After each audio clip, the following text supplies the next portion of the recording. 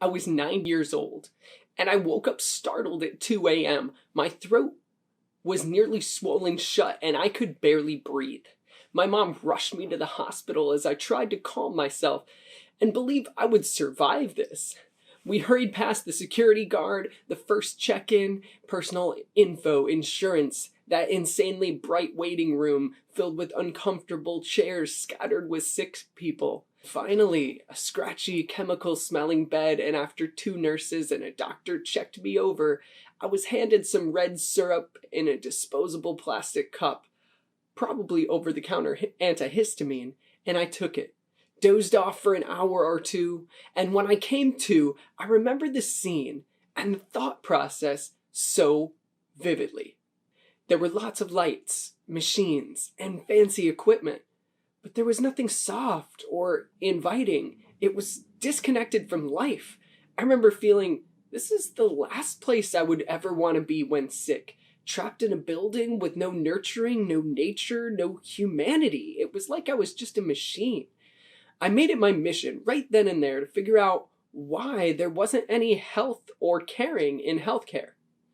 After decades of experience, I was able to lay out the problem simply. Now imagine a health scale, so to speak, like this. In the middle is a flat area, basic wellness. Not healthy or sick, just living life. Upwards, in one direction, towards the light, is health, strength, resilience, life.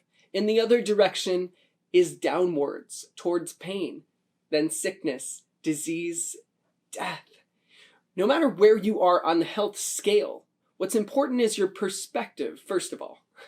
Health means looking toward life and enhancing it.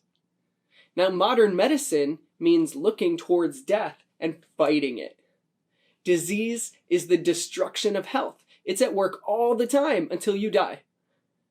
Health is enhanced or diminished by your choices to nourish and build yourself anytime, every time, until you die. Where are you on the scale?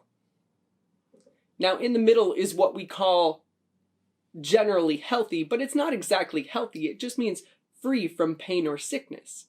Where you are comes down to a confluence of your genetics, your environment, and your choices that have led you to where you are right now. But your choices are what can take you to where you want to be. So we move up and down the scale depending on infinite factors. How does health work? Positive thinking, getting hydrated, mindful practices, most kinds of exercise, and millions of other simple things will move you up the health scale immediately. To get healthy, do things that bring your body vitality, life. Now, how does pain work? It's a natural consequence of life. It may be created or made worse by negative thinking, chronic dehydration, a sedentary lifestyle, or infinite number of other simple, poor choices. To create pain and disease, don't do the things that bring your body vitality, and disease is sure to show up.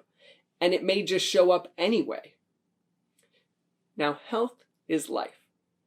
Being healthy means being able to live life. It's basically a measure of how alive you are. It's created by nourishing and building. Its action is enhancement. In other words, it means looking in the direction of life for solutions. Modern medicine gets a lot of things wrong, but it does its job, and it will never be holistic. That's where you come in. The most important thing in your life is your life, and you are the only one who can build it and protect it. Being healthy means doing daily actions that move you up the health scale so you're healthy, strong, beyond healthy, resilient, full of life. If you're not creating health, then the forces of nature are pulling you down towards disease. Lucky for you, it's still possible, but not easy, to feel reasonably healthy and to be optimistic and positive even on your deathbed, as long as your perspective is towards health and life.